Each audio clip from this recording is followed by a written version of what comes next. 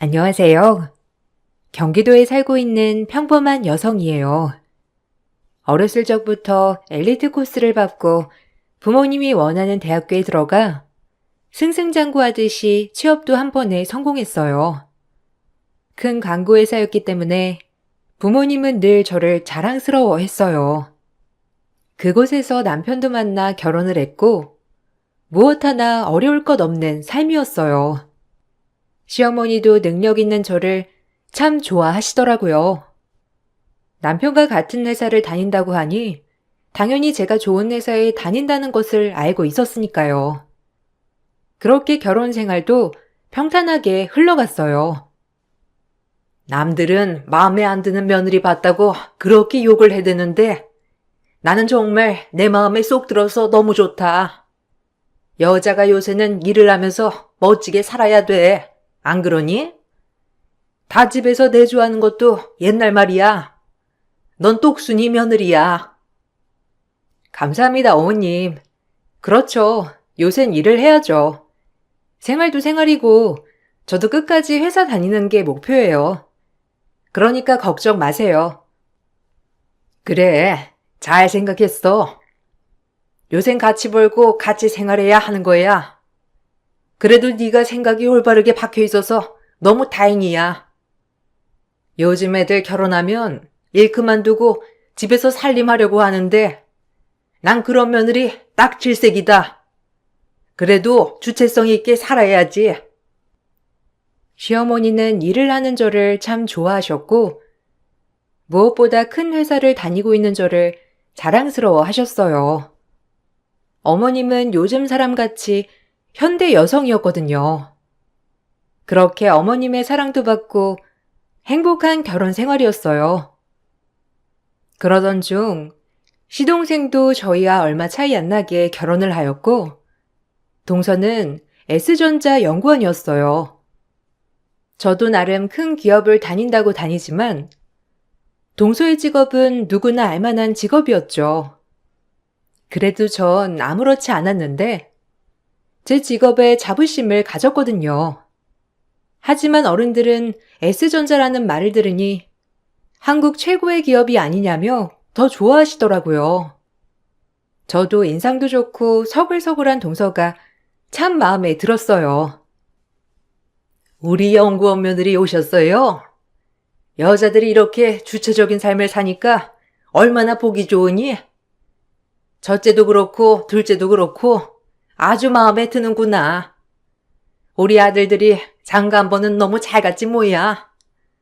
여자도 일을 해야 해요. 요즘 같은 세상에 당연하죠.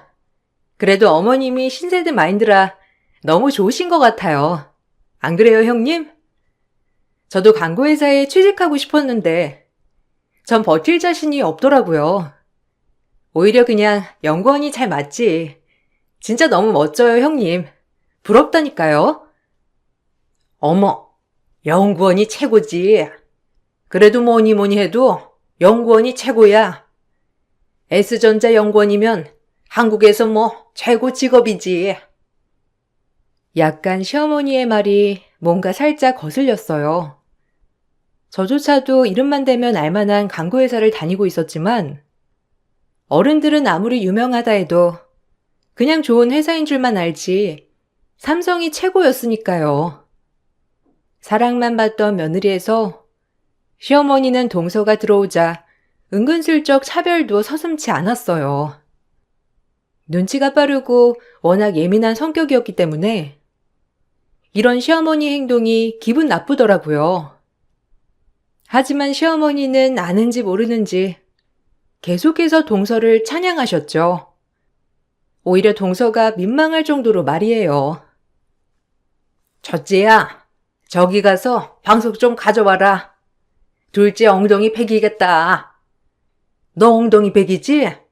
계속 앉아서만 일하는데 여기 와서 조금이라도 편하게 있어야지. 얘 첫째, 뭐하니? 얼른 방석 가지고 오지 않고 우리 연구원 며느리 얼른 편하게 앉아요. 네? 아, 제가 가져올게요. 그리고 저 괜찮아요. 은근히 앉아만 있는 것도 아니고 불편하면 말씀드릴게요.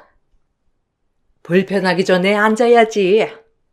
첫째가 우리 집 살림을 거의 다 알아서 어디에 뭐 있는지 다 아니까 신경 쓰지 마. 우리 연구원 며느리 불편하면 되겠니? 괜찮으니까 눈치 보지 말고 앉아요, 응? 이런 거 다 이해한다니까, 첫째는. 전 그렇게 방석을 갖다 드렸고, 시어머니는 그 방석을 그대로 동서에게 앉혀주었어요. 동서는 저에게 미안해 하더라고요. 여기까지는 뭐 그럴 수 있다고 생각했지만, 식사하는 도중에도 어머님의 편애가 시작되었어요. 어머님은 소고기며 굴비를 죄다 동서 앞으로 갖다 주었고, 제 앞에 나물 반찬만을 갖다 두었죠. 처음 이런 일을 겪게 되니 똑같은 며느리인데 조금 당황스럽더라고요. 저한테 그렇게 친절히 대하시던 시어머니는 연구원 며느리를 보자 더욱더 동서와 저를 편애하기 시작했죠. 동서도 이걸 아는지 제 눈치만 보았고 제 마음이 참 불편했습니다. 이렇게 만드는 시어머니도 불편하고 동서도 신경 쓰이고 말이죠. 에이, 어머님, 여기 말고 저기다 두고 먹어요. 저 팔 길어서 다 닿거든요. 형님네도 드셔야죠. 어떻게 제 앞에만. 쟤 많이 먹었어. 너 얼른 먹어. 일하느라 힘들 거 아니야. 어여 먹어. 잘 챙겨 먹어야 한다, 무조건. 괜찮으니까 여기 두고 먹어. 그래도 그렇죠. 같이 먹어야죠. 어떻게 제 앞에만 이렇게 음식을 갖다 주세요. 형님도 이거 잘 드시던데. 형님, 드세요. 아니야, 동서. 괜찮으니까 얼른 먹어. 그래도 동서가 잘 먹으니까 보기 좋네. 어머님도 기분 좋아하시고 얼른 먹어. 애써 동서한테 웃어 보이며 괜찮은 척 했습니다. 사실 동서 잘못은 하나도 없으니까요. 그러던 중 저희 회사 구조조정이 시작되었고 감원대상자 1순위가 사내 부부였어요. 안타깝게도 부부 중 한 사람이 명예퇴직을 권고받아야 했죠. 남편은 완강히 퇴직을 못한다고 했고 저 역시 남편보다 직급도 높고 연봉도 높았기에 지금 퇴사하기는 너무 아까웠어요. 그리고 지금 하고 있는 광고 일이 정말 잘 맞았기에 퇴사하기가 꺼려졌어요. 주변 동료들도 굳이 퇴사를 한다면 남편이 하는 게 어떻겠냐는 반응들 뿐이었고요. 정말 생각이 많아지는 계기가 되었는데 퇴사는 한 번도 생각해 본 적이 없었거든요. 가장이 그래도 일을 해야지. 어떻게 퇴직을 해? 안 그래? 그래도 이왕이면 여자가 퇴직하는 게 낫지. 내가 집에서 놀아봐. 다들 어떻게 생각하겠냐? 그래도 네가 퇴사하는 게 맞지. 넌 그래도 대학도 나보다 훨씬 좋은 데 나와서 다른 데 취직하기 쉽잖아. 난 아니라고. 여기도 간신히 들어온 건데. 그러니까 네가 명예퇴직해줘. 부탁할게. 나도 내 청춘을 바치고 싶은 회사야. 일단 생각 좀 해보자. 연봉도 그렇고 내가 다니는 게 더 나을 것 같은데. 연봉이야. 오래 다니면 느는 거잖아. 난 결단코 퇴사 못해. 그리고 내가 퇴사하면 사람들이 뭐라고 수군대겠어? 남의 눈보다 지금 우리의 현실을 생각해 보자는 거야. 연봉이랑 직급이랑 따지고 보면 현실적으로 판단해야지. 진짜 어떻게 해야 할지 모르겠다. 남편은 절대 퇴사를 못한다고 했고 이 이야기는 시댁귀에도 들어갔어요. 시어머니는 저를 설득하시더라고요. 제가 일하는 걸 좋아하는 어머님이었지만 퇴사하는 데 있어서는 아들보다는 그래도 며느리가 낫다며 저를 설득하셨죠. 고민이 엄청 많이 되었지만 동서만은 저의 편에 서서 용기를 주더군요. 이런 모습을 보며 동서에게 너무 고맙고 애틋한 감정이 느껴졌어요. 그래도 네가 하는 게 낫지 않니? 우리 병욱이가 집에서 놀아봐라. 남들이 뭐라고 생각하겠어? 넌 곧 다른 데 들어가면 되잖아. 에휴, 나도 이렇게 돼서 안타깝다. 왜 사내 부부가 권고사직 1순위인 건지. 참 우리 병욱이 거기 들어가려고 얼마나 있었는지 몰라. 그런 회사 나온다고 하면 마음이 어떻겠어? 그러니까 네가 좀 양보해 주렴. 부탁할게. 아, 어머님. 저도 힘들게 들어간 회사예요. 그리고 제 청춘을 다 바치고 싶었고요. 저도 뭔가 무자르듯 이렇게 결정이 안 서네요. 죄송해요. 조금만 더 생각해 볼게요. 저한테도 퇴사는 쉬운 결정이 아니거든요. 그러니까 조금만 기다려 주세요. 네 마음 알지. 그래도 남편이 집에서 논다고 해봐라. 너도 체면이 쓰겠어? 차라리 집에서 네가 있는 게 낫지. 에이, 어머님, 요샌 안 그래요. 일부러 능력 있는 여자가 밖에서 일하고 남자가 살림하는 경우도 얼마나 많은데요. 아주버님보다 형님이 더 연봉도 많고 직급도 높으면 이건 무작정 형님만 설득할 게 아니라고 보는데요. 합리적으로 말이에요. 그래도 아직은 그게 아니다. 여자가 사업해서 무슨 억 단위 돈을 가져오지 않는 이상 남자가 나가서 일을 하는 게 맞는 거야. 보는 눈이 얼마나 많은데 내가 어디 가서 우리 아들 집에서 논다고 하면 뭐라고 생각하겠어? 그러니까 네가 잘 좀 생각해줘라. 동서 빼곤 제가 다 퇴사를 하길 바라더라고요. 오랜 고심 끝에 결국 제가 퇴사하기로 결정이 났고 그렇게 회사를 나오게 되었어요. 대학교를 졸업하자마자 들어간 회사였기 때문에 감회가 새로웠어요. 그렇게 집에 있는 지 2주 정도 되었나? 처음에 저한테 고마워하던 시어머니 남편도 제가 실직 후 집에만 있자 저를 약간 부엌대기 취급을 하기 시작했어요. 좀 서러웠고 내가 누구 때문에 퇴사를 했는데 어이없다는 생각과 화장실 들어갈 때 나올 때 또한 다르구나라고 생각하게 되었죠. 운동을 다니던지 일을 다시 다니던지 해라. 집에서 이게 뭐냐? 푹 퍼져가지고. 이래서 우리 엄마가 여자는 일을 해야 한다고 누누이 말한 거라니까. 너 일 안 나간 지 얼마 안 됐는데도 벌써 퍼졌어. 빨리 일 좀 알아봐. 다른 데 들어가게 말이야. 뭐? 누구 때문에 내가 여기 이러고 있는데. 그리고 꼴랑 2주다. 2달도 아니고. 근데 그렇게 말할 수 있어? 너무해 정말. 그러니까 너 자신을 좀 돌아보라고. 2주 만에 아줌마 같아서 그래. 재수 씨 봐. 얼마나 자기 관리 잘하냐? 멋지기도 하고. 아, 나도 일하면 아침부터 화장하고 꾸미지.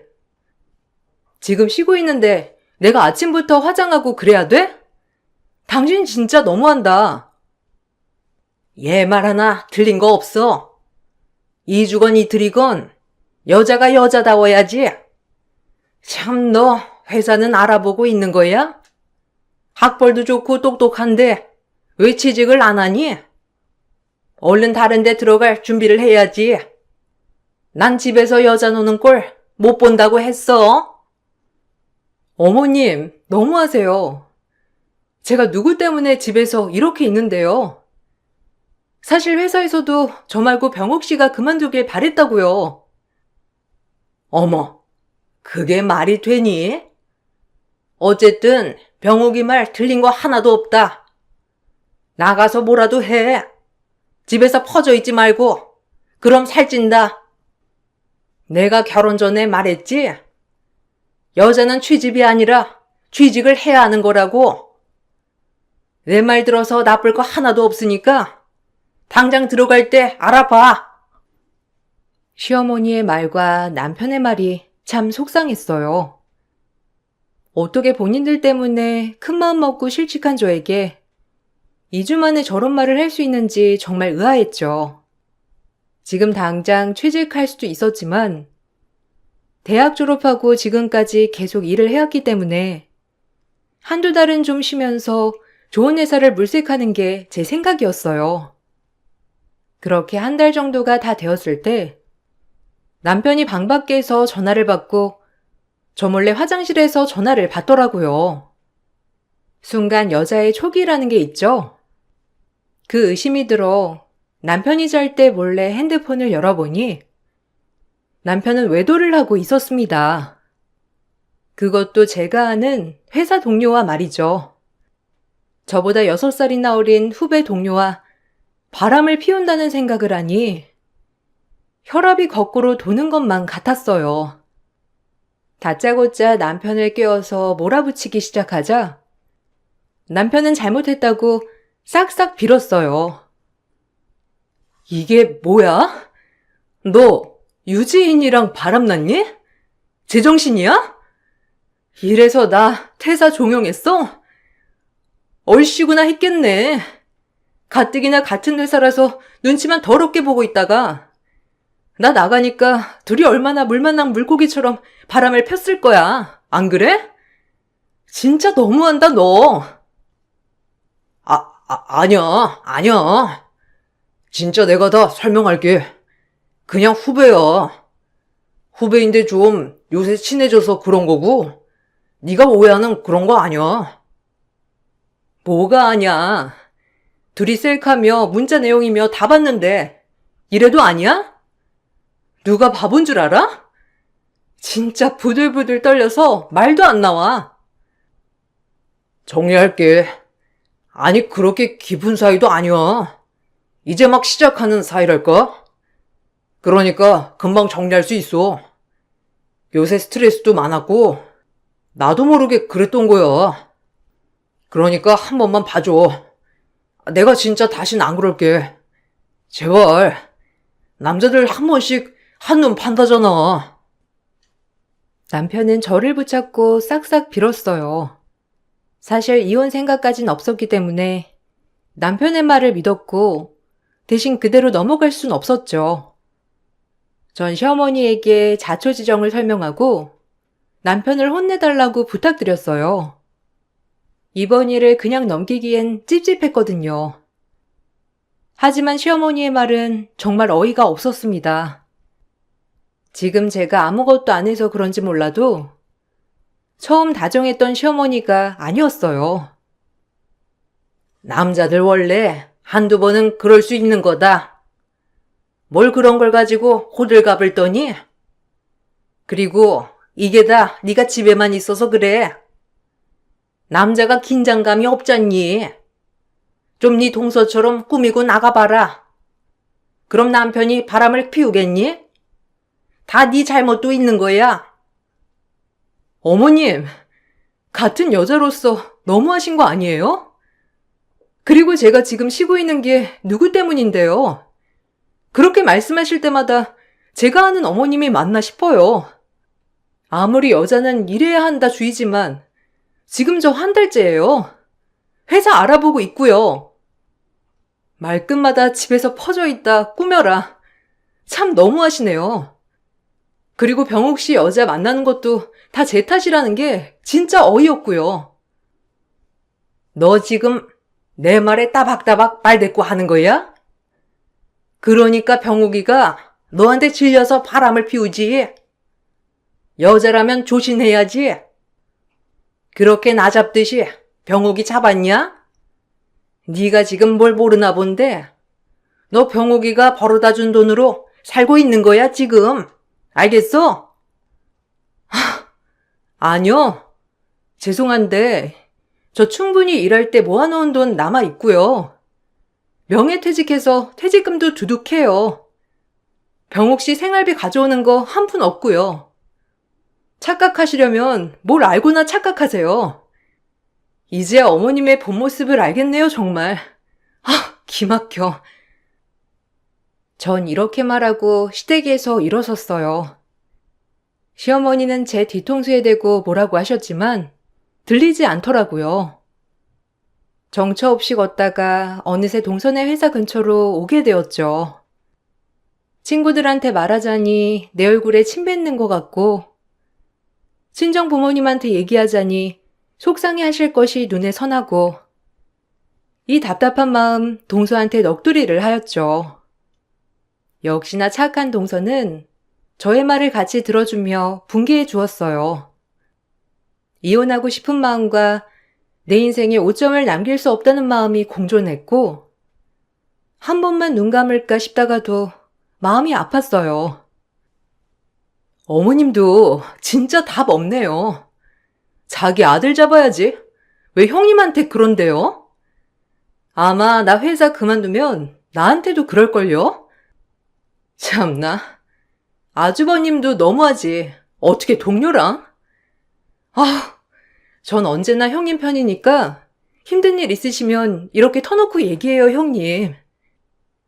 고마워, 동서. 내가 누구한테 얘기하겠어. 그래도 이렇게 들어주는 것도 쉽지 않은데 정말 고마워. 동서가 같이 화내주고 들어주니까 기분이 좀 풀린다. 사실 어머님도 내 편 들어주실 줄 알았거든. 근데 아닌 거 있지? 내가 참 바보 같은 거지. 형님이 왜 바보예요? 그 사람들이 나쁜 사람들인 거지. 그러니까 모든 거 다 훌훌 털어내고 우리 웃자고요. 네? 그리고 전 형님이 어떤 결정을 하든 응원하니까 너무 그렇게 힘없이 늘어져 있지 마세요. 아셨죠? 전 형님 편이에요. 동서의 위로가 참 많이 힘이 되었죠. 그리고 다짐했어요. 저 역시도 동서가 힘들 때 힘이 되어주겠다고 말이에요.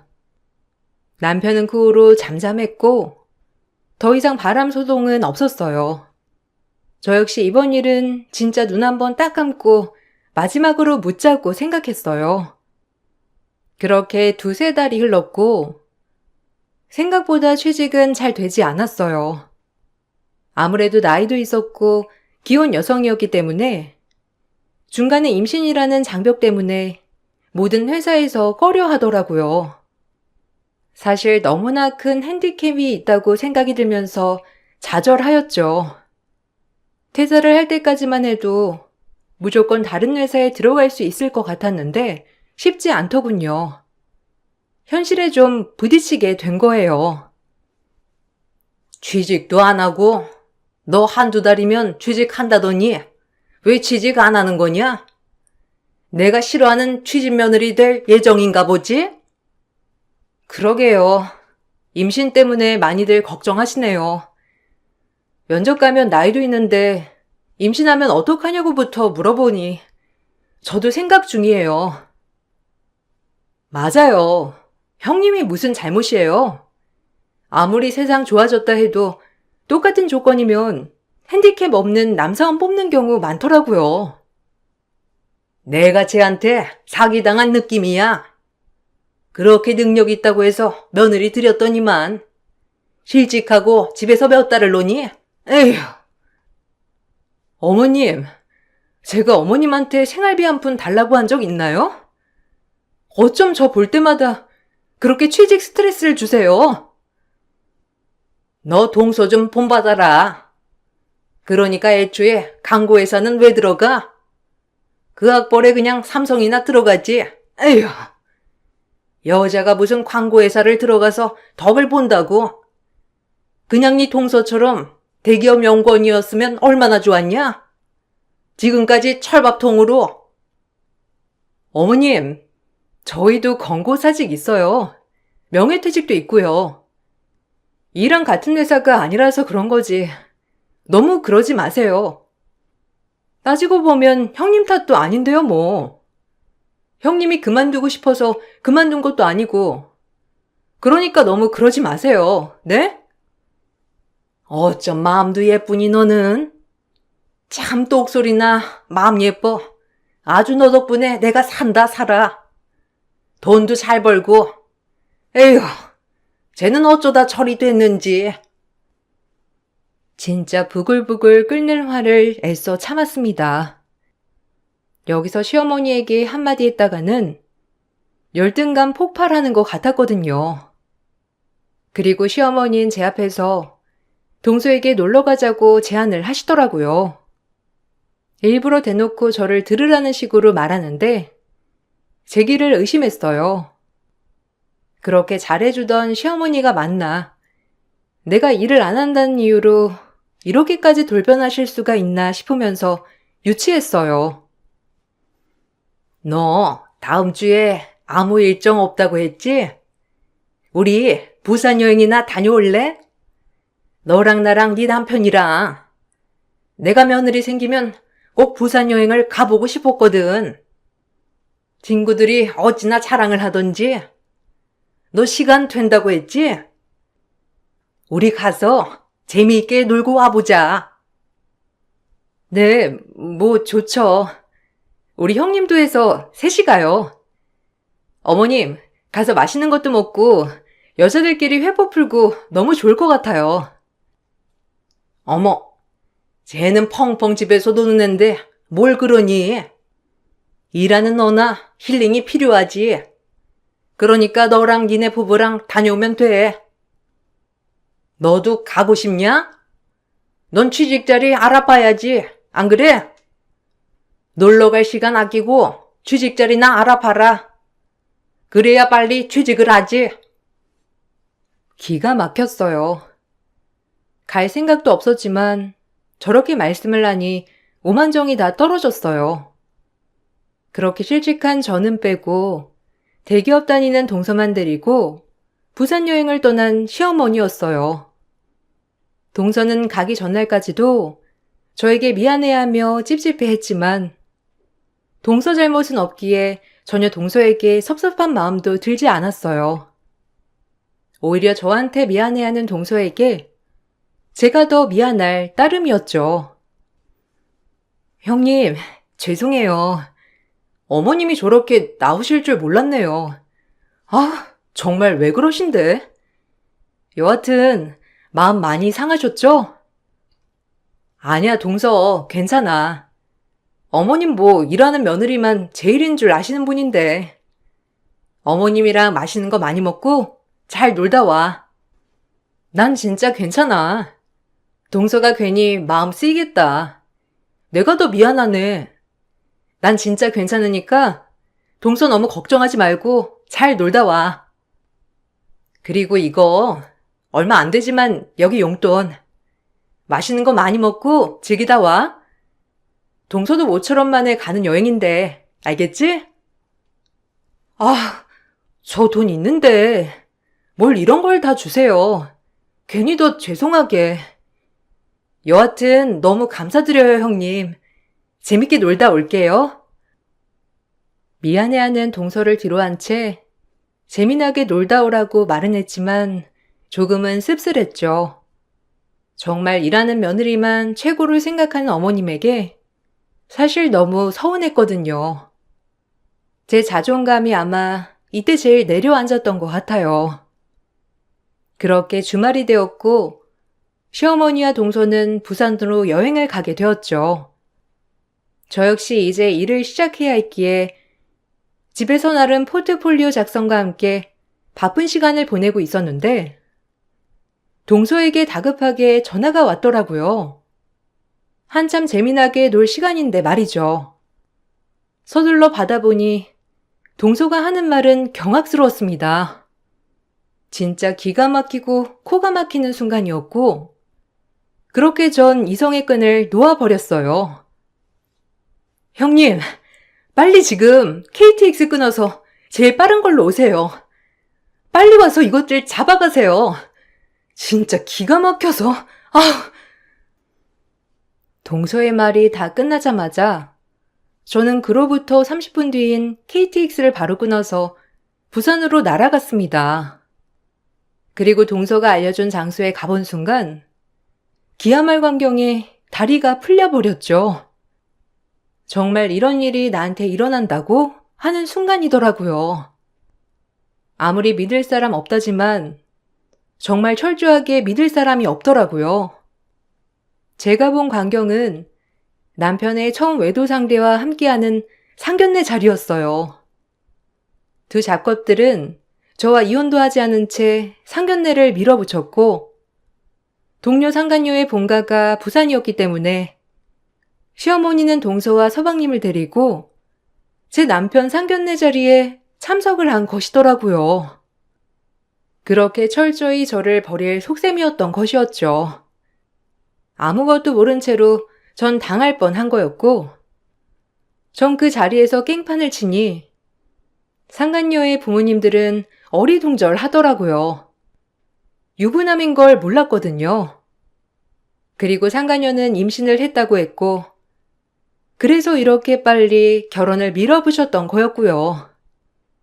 진짜 너무 기함의 연속이었어요. 이러려고 동서한테만 부산 가자고 했구나. 아, 세상에. 내가 모를 줄 알았어? 이것들이 누굴 호구로 하나?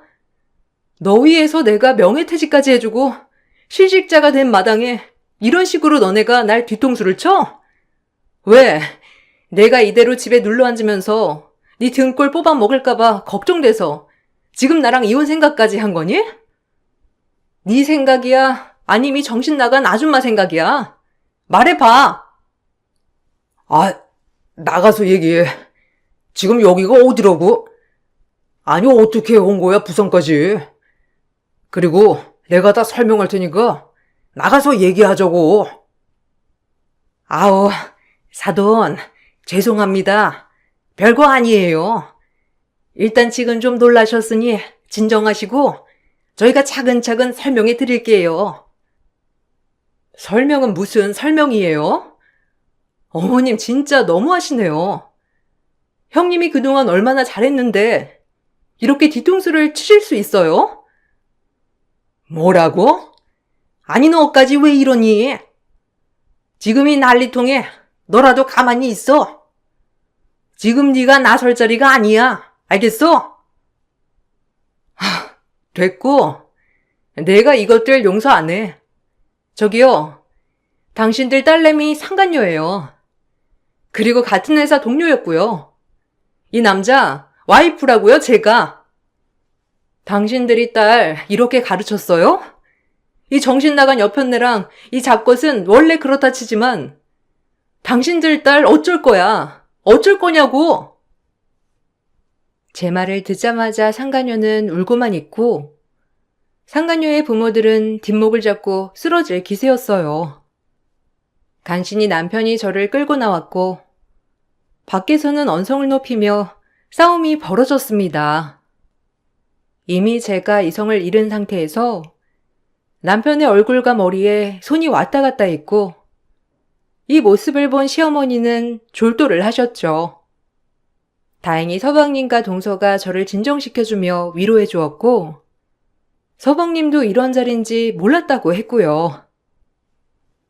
넌 매운맛 좀 봐야 돼. 감히 네가 내 뒤통수를 한 번도 아닌 두 번을 쳐? 임신을 시켜? 이게 돌았네 진짜. 좋았니? 재밌었어? 아파. 그만해. 네가 이렇게 드세니까 내가 너랑 어떻게 살겠냐? 그리고 임신했다는데 그럼 어떡해? 남편의 말에 기가 막혔고 내가 이런 남자랑 살았다고 생각하니 과거를 지워버리고 싶더라고요.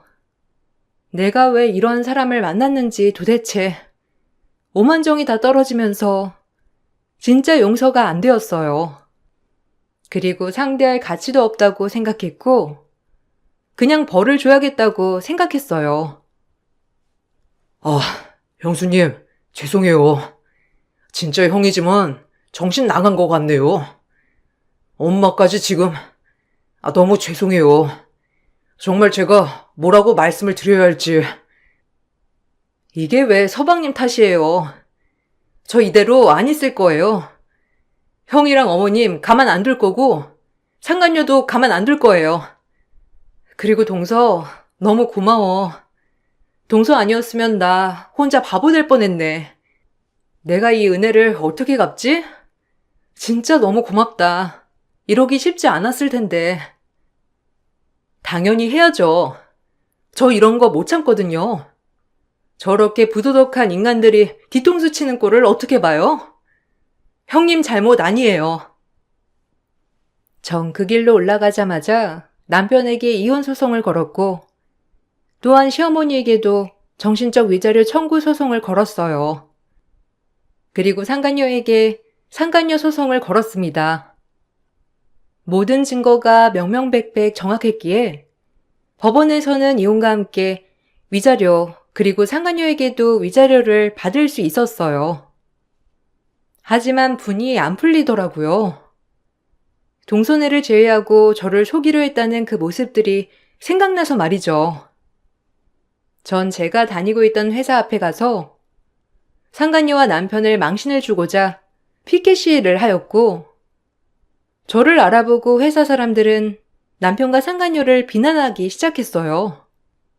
결국 그 좋은 회사에서 남편에겐 회사 명예를 더럽혔다며 퇴직을 권했으나 끝까지 퇴사만은 하지 않겠다고 했던 남편은 거의 없어질 부서의 자천이 되었고 상간녀는 얼굴을 들고 다닐 수 없음에 회사를 퇴사하였다고 전 직장 동료가 말해주더군요.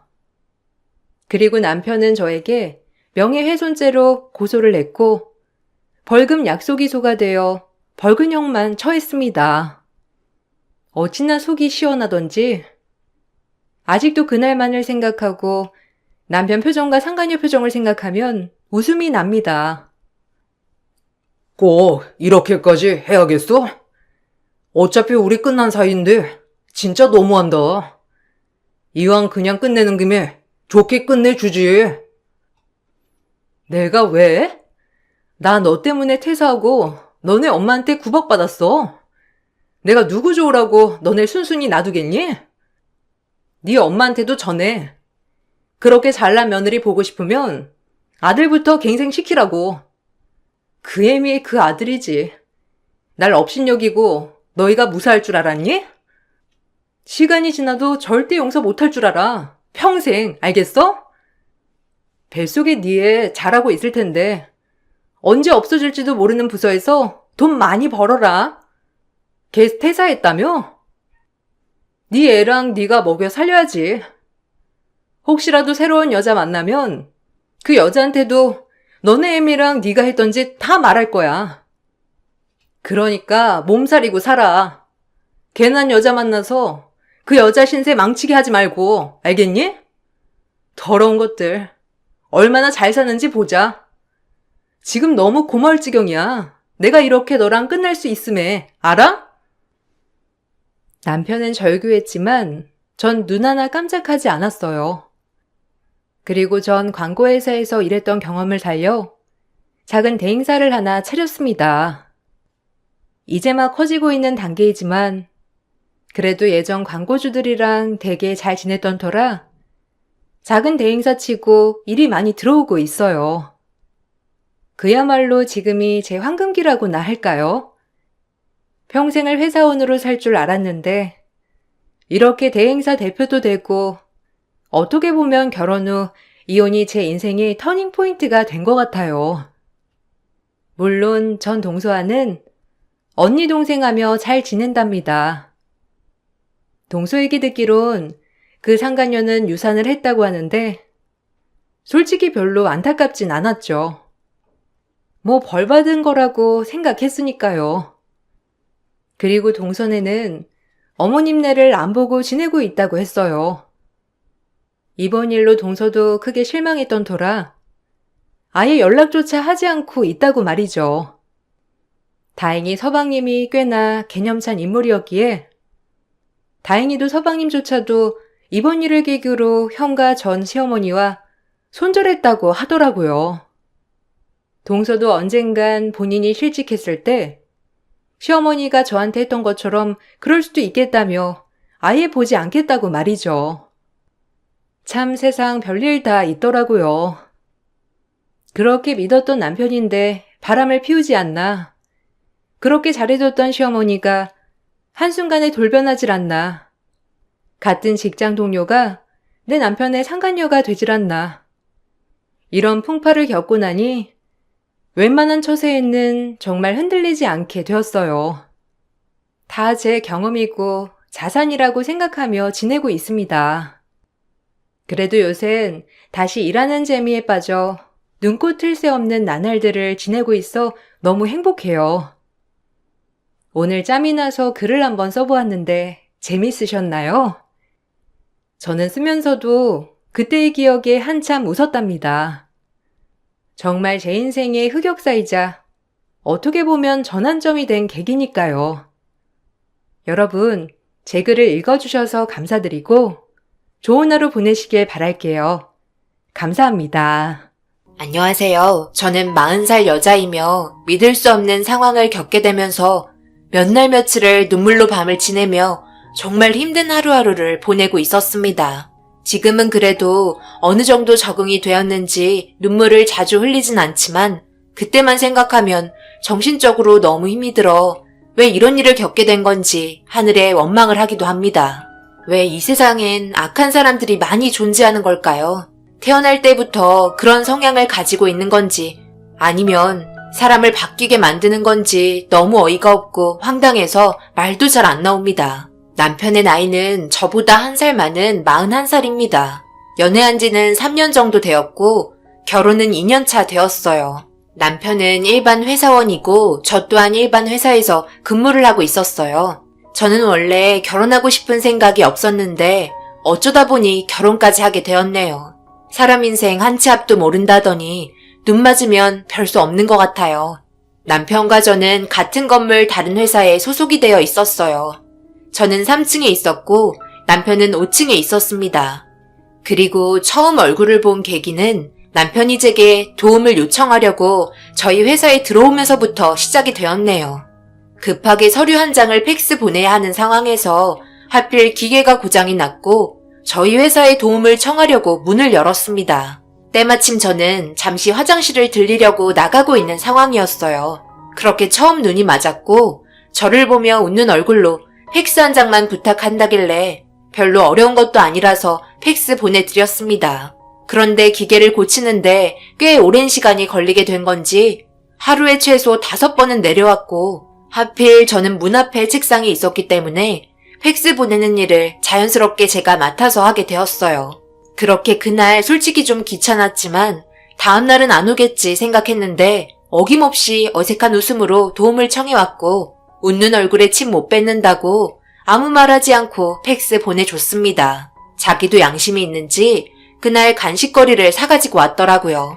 전날도 도움 많이 받았다면서요. 그렇게 2번째 만남이 시작이 되었고 그날도 5번 정도 팩스를 보내주게 되었어요. 생각보다 고치는 게 오래 걸린다고 말하니까 회사 대표가 일 처리를 빨리빨리 해주지 않아서 자기도 답답하다며 투정을 부리기 시작했고 나중에 식사라도 대접하겠다며 미안하다는 말을 계속해서 반복했어요. 사람 일 아무도 모르기 때문에 나중에 저희 쪽에서 문제가 생기고 도움받을 일이 있을지도 몰라 군말하지 않고 도와줬습니다. 그런데 그 기간이 일주일이나 걸렸었네요. 그래도 일주일 이후에는 찾아오지 않았어요. 혼자서 다 고쳤나 보다 생각하며 제가 해야 할 일들을 처리 중이었고 점심시간이 되고 동료분들과 식사를 하려고 나가는 순간 앞에서 도움받았던 남자가 저를 기다리고 있었는지 제가 나오자마자 밝은 웃음으로 괜찮다면 식사라도 함께 하자고 말을 꺼냈습니다. 둘이 어색한 분위기 속에서 점심 먹는 거 별로 좋아하지 않아서 괜찮다며 나중에 도움받을 일 생기면 그때 도와달라고 얘기하고 저는 동료분들이랑 밥 먹으러 갔어요. 그 이후 얼굴 볼 일 없었고 다시 예전처럼 편하게 회사 생활하고 있는데 그날 하필 제 컴퓨터가 다운이 되었고 다들 바쁘기 때문에 컴퓨터를 빌릴 수 있는 여건이 되지 않아 5층에 올라가 노크를 하고 도움을 청하게 되는 당황스러운 상황이 이어지게 되었어요. 그렇게 컴퓨터 고치는 기사가 올 때까지 컴퓨터 좀 빌릴 수 있냐고 양해를 구했고 그 남자 컴퓨터로 급하게 작성한 서류 파일을 전송했습니다. 그런데 뒤에서 저를 보고 있던 남자는 때마침 점심시간이 겹치게 되면서 밖에서 간단하게 점심을 먹자고 권했고 전송한 파일에 대한 답장을 기다려야 하는 상태라 어쩔 수 없이 식사를 같이 하게 되었습니다. 당연히 어색한 분위기 속에서 식사가 이어졌어요. 그래도 회사 생활하면서 알고 지내면 나중에 필요한 일이 생길 때 도움받을 수 있으니 그런 건 괜찮았습니다. 그런 시간들이 몇 번씩 생기게 되면서 자연스럽게 친해지게 되었고 어쩌다 보니 연애까지 이어지는 믿을 수 없는 결과를 가져왔네요. 그래도 사람 착하고 뭐든지 이해해주고 항상 배려하는 모습에 사람 괜찮다고 느끼게 되었어요. 처음에는 연애한다기보다 그냥 일적으로 만난다고 생각했었는데 남편은 처음부터 저와 연인 관계가 되고 싶은 마음을 가지고 있었어요. 그리고 그 기간이 3년이나 되었습니다. 당연히 3년이 지나는 시점에서 결혼 얘기가 나오게 되었죠. 저는 결혼에 대해서 생각해 본 적 없었고 앞으로도 결혼은 하지 않을 거라고 말하니 남편은 반대 입장이었어요. 저와 결혼을 하고 싶어 했어요.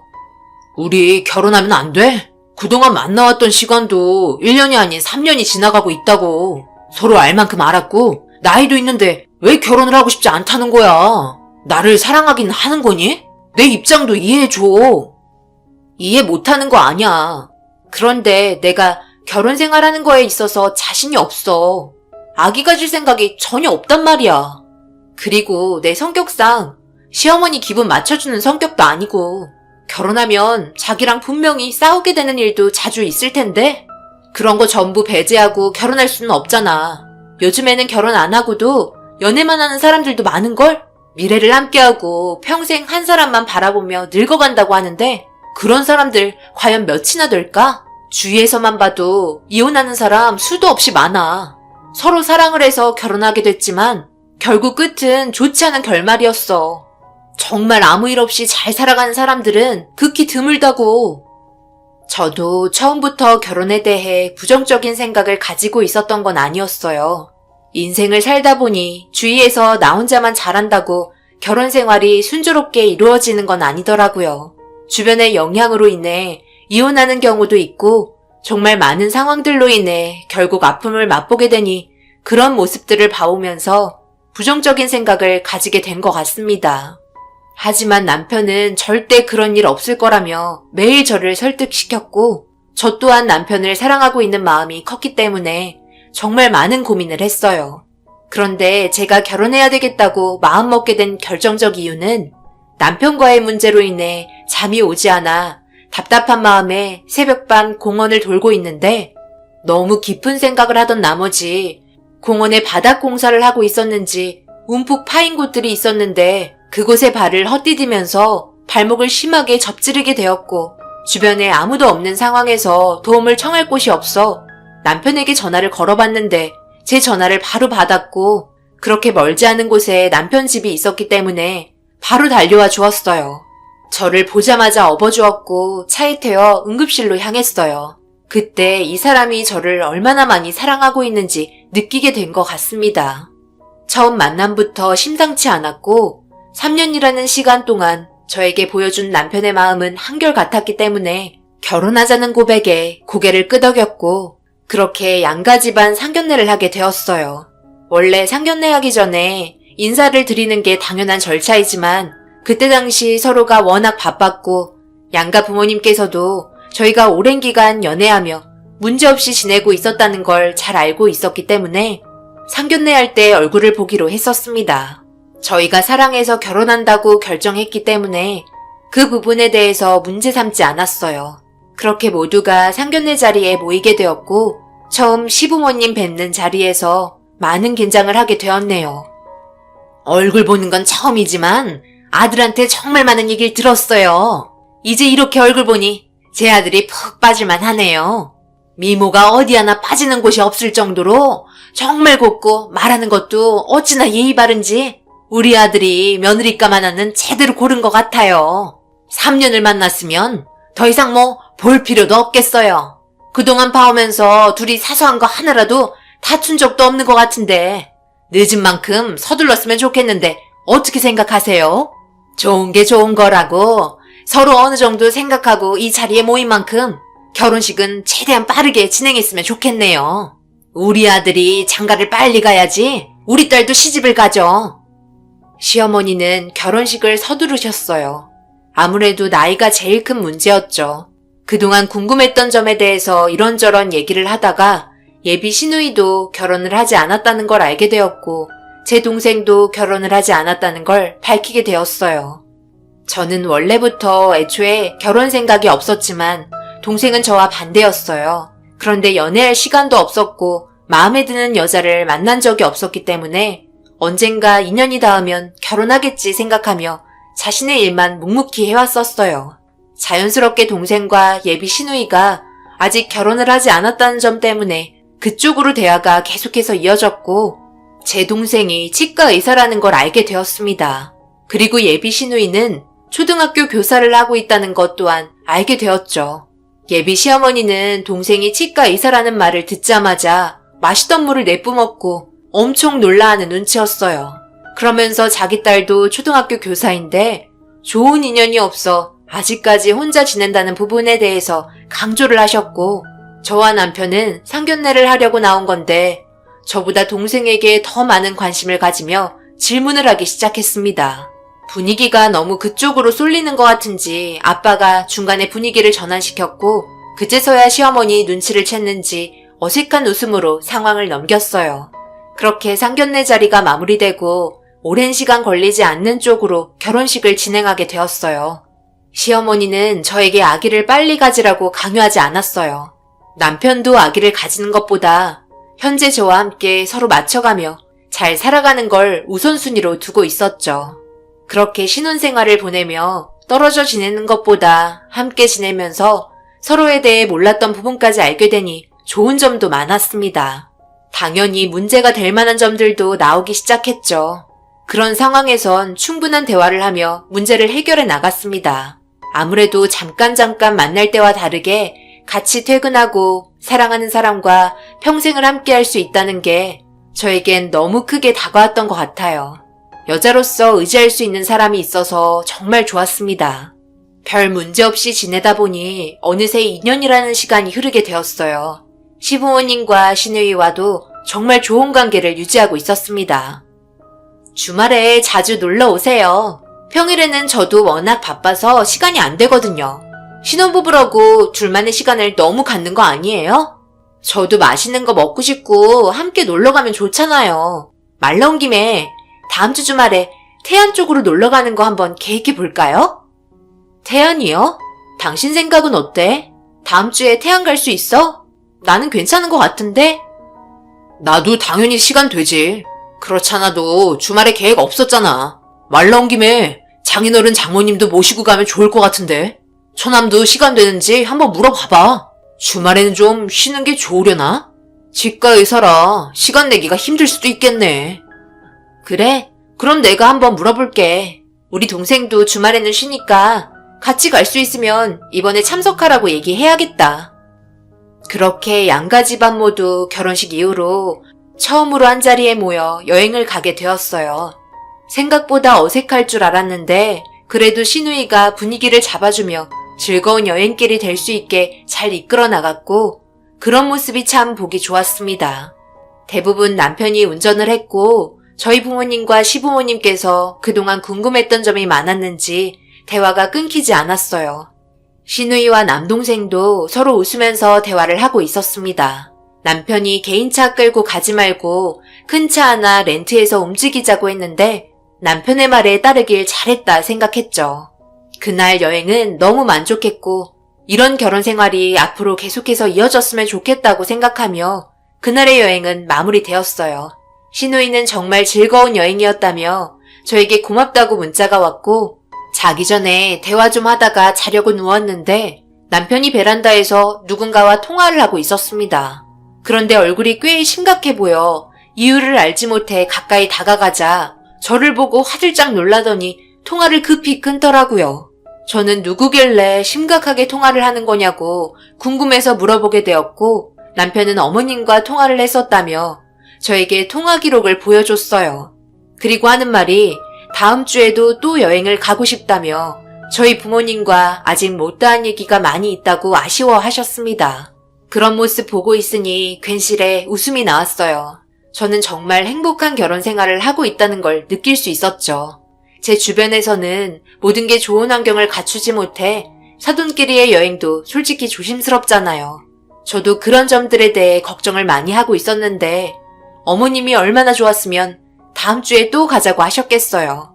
그래서 저는 남편이 전한 말을 듣고 다음 주도 상관없다며 웃으면서 답을 해줬습니다. 남편은 머쓱하게 웃으며 괜찮으니 매주 다니면 힘들다고 나중에 또 시간이 될 때 그때 움직이자고 상황을 정리해 주었고 저는 남편 말을 따르기로 했어요. 그런데 제가 너무 방심했던 걸까요? 시누이와 동생에게 믿을 수 없는 일이 벌어지고 있었고 저는 그런 부분들을 전혀 알지 못했어요. 남편도 현장을 보자마자 너무 놀랐는지 아무 말도 하지 못했었죠. 주말에 괜찮은 영화가 개봉을 해서 심야로 보러 갔었어요. 표를 끊고 얼마 남지 않은 시간 기다리면서 잠시 화장실을 좀 다녀올 겸 벤치에 앉아있는 남편에게 얘기하고 화장실에 들어가려고 하는 순간 들어가는 입구 앞에서 남동생이 멀뚱멀뚱 서 있는데 저와 눈이 마주치게 되었어요.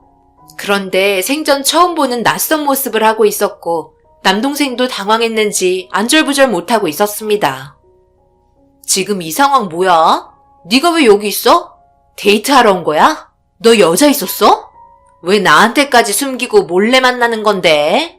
나한테 여자 만나고 있다는 말 단 한 번도 한 적 없었잖아. 정말 실망인데? 누군진 몰라도 여자 핸드백까지 들어주는 거 보면 엄청 마음에 들어하는 여자인가 봐. 화장실에서 곧 나오겠네.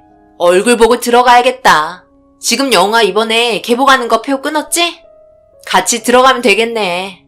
여자 만나는 것도 엄청 신중한 우리 동생이 얼마나 대단한 여자를 만나는지 궁금한데? 그 순간 화장실에서 나온 사람을 보고 제 눈의 동공은 엄청나게 확장이 되었고 저도 모르게 몸을 돌리고 말았어요. 그리고 제 귀에 들리는 목소리에서는 남동생에게 자기야라고 부르면서 영화 시작했겠다며 온갖 애교를 부리고 있었습니다. 저는 다시 천천히 몸을 돌렸고 저와 마주치게 된 시누이는 화들짝 놀라며 남동생 뒤로 빠르게 몸을 숨겼어요. 믿을 수 없는 현장을 목격하게 된 저는 눈을 비비고 다시 쳐다봐도 남동생과 시누이였습니다. 그런데 제 남동생한테 자기라니 도대체 어떻게 된 건지 너무 이해할 수가 없어 그 모습을 멍하니 바라보고 있는데 남편은 제가 올 시간이 지나자 걱정이 돼서 화장실로 걸어왔고 제가 서 있는 모습을 봄과 동시에 제가 바라보고 있는 남동생과 시누이를 보고 남편도 화들짝 놀라며 둘이 왜 함께 있는 거냐고 다급하게 물어봤어요. 저는 남편에게 시누이가 동생한테 자기라고 했다며 둘의 사이를 알고 있었냐고 물어보니 전혀 몰랐다고 자기도 지금 두 눈으로 보고 있으면서도 믿기지 않는다는 말을 이어나갔어요. 결국 그날 영화는 물 건너가게 되었죠. 남동생과 시누이를 데리고 근처 카페에 들려 둘의 사이가 언제부터였는지 진지하게 물어봤고 아무 말 하지 못하고 있던 시누이와는 반대로 남동생은 당당하게 저와 남편이 상견례 할 때부터 서로 좋은 감정을 가지고 있었다는 어마무시한 충격적인 말을 늘어놓기 시작했습니다. 머리가 지끈거리기 시작했고 이 사태를 어떻게 수습을 해야 할지 너무 걱정이 되었죠. 2년 동안 우리를 속이고 있었다는 건 정말 큰 문제 아니야? 아무리 생각해봐도 이건 정말 아닌 것 같네. 언제까지 숨길 생각이었어? 우리도 계속해서 숨길 생각은 없었어. 언제 말해야 할지 정말 많이 고민했었다고. 그래서 태안으로 여행 갔을 때 기회 봐서 얘기하려고 했는데 너무 분위기가 좋다 보니까 섣부르게 말하는 순간 좋았던 분위기 깨질까봐 망설였고 일도 바쁘고 자꾸 미루다 보니 상황이 이렇게 되어버렸네. 이렇게 만나게 될 거라고 생각 못했고 이런 식으로 알리고 싶지도 않았는데 미안해. 새언니 미안해요. 하지만 저희 입장도 생각해 주세요. 왜 여태까지 말을 하지 못했겠어요? 당연히 양가 부모님 반대할 게 뻔하고 좋은 말 나올 것 같지도 않아서 그런 부분들이 두려움으로 다가오게 되다 보니까 계속 미루게 된 거죠. 어차피 밝혀진 거 우리 결혼하게 밀어주시면 안 돼요? 그동안 만나오면서 전혀 문제 없었고요. 서로 진심으로 사랑하고 있어요. 할 말을 잃었습니다. 둘은 정말 진심으로 사랑하는 게 보였어요. 서로를 바라보는 눈빛에서 느낄 수 있었죠. 저는 한숨만 쉬며 남편을 바라봤어요. 남편은 아무 말 없이 고개만 떨구고 있었습니다. 자신도 무슨 말을 해야 할지 몰랐던 거죠. 충격적인 상황을 알게 되어버렸는데 계속 숨길 필요가 뭐가 있겠어요. 결국 주말에 저희 모두 한자리에 다시 모이게 되었고 양가 부모님 모두 할 말을 잃게 되었습니다. 저희와 똑같은 반응이었어요. 그리고 결국 둘의 끈질긴 설득 끝에 결혼을 하게 되었어요. 예상하지 못한 상황의 전개가 펼쳐졌지만 그래도 둘이 행복해하는 모습을 보니 저도 기분은 좋았어요. 결혼 못할 것 같았던 남동생이 그래도 인연을 만나 결혼을 하게 된다는 게 얼마나 다행이에요. 그렇게 겹사돈이 되었고 좋은 날들만 가득하길 바랬습니다. 남동생은 치과일 때문에 해외로 신혼여행 가는 걸 꺼려했고 나중에 여유가 생기면 그때 가자고 시누이를 설득시켰어요. 시누이는 그래도 신혼여행인데 해외로 여행 가고 싶다고 고집을 부렸죠. 동생이 워낙 예약된 환자가 많다 보니 어쩔 수 없는 상황이었고 결국 신혼여행을 제주도로 가게 되었습니다. 그리고 해외여행은 여름에 날 잡아서 떠나기로 약속을 했지만 시누이 기분이 좋지 않아 남동생이 고민을 털어놨고 제가 시누이와 단둘이 만나 쇼핑을 하면서 가지고 싶은 옷 몇 개 사주며 기분 풀어주었어요. 이럴 땐 남자보다 여자끼리 서로 수다도 떨면서 대화를 해야 풀리잖아요. 저녁도 먹으며 이런저런 얘기하다가 갑자기 시누이가 어차피 신혼여행 제주도로 가는 거 모두가 시간 맞춰서 가족여행으로 함께 떠나는 게 어떻겠냐고 물어보길래 그래도 신혼여행인데 단둘이 좋은 시간 보내고 오라고 했지만 시어머니 한 번도 제주도 가본 적이 없어서 마음에 걸린다며 같이 가길 원하더라고요. 그래서 둘이 충분히 상의하고 결정하라며 일러줬고 시누이의 추진력에 저희 모두 남동생 시간에 맞춰 계획을 하게 되었습니다. 그렇게 양가 집안 제주도로 향했고 즐거운 여행길이 되었어요. 좋은 풍경 보며 맛있는 것도 많이 먹고 신혼여행 온 남동생과 시누이가 소중한 추억을 간직할 수 있게 사진도 많이 찍어주었네요. 그런 시간들이 바쁘게 지나가다 보니까 금세 저녁 시간이 되었고 각자 배정받은 숙소로 들어갔습니다.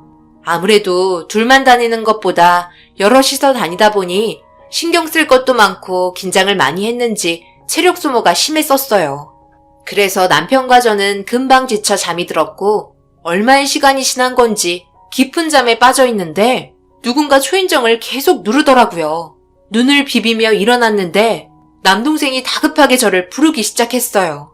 무슨 일이 벌어진 것 같아 문을 활짝 열자마자 남동생은 땀범벅이 된 상태로 시누이를 도와달라고 말했고 너무 놀란 나머지 남편과 함께 시누이가 있는 곳으로 향했는데 이불을 감추고 얼굴만 내밀고 있길래 남편에게는 밖에서 기다리라고 하고 시누이한테 다가갔어요. 그리고 침착하게 어디에 문제가 있냐고 물어보니 제가 물어보는 순간 눈물을 흘리면서 가슴 확대 수술한 게 터진 것 같다며 무서워하고 있었습니다. 너무 놀란 나머지 이불을 조심히 들춰보았는데 시퍼렇게 멍이 들어있는 상태로 부어 있었고 아무래도 빨리 치료받지 않으면 문제가 커질 것 같아 일단 119에 신고하고 응급실로 향했어요. 양가 집안 난리가 난 상태였죠. 그런데 응급실에서는 당장 제거할 필요는 없고 수술받았던 데에 다시 찾아가서 재수술하는 게 좋을 거라는 판단을 내렸습니다.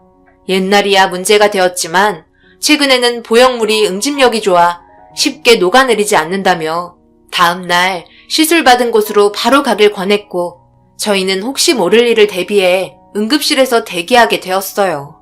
그렇게 새벽 비행기를 확인한 다음 남동생과 시누이는 먼저 서울로 올라갔고 뒤이어 시부모님과 저희 부모님도 뒤따라 가셨습니다.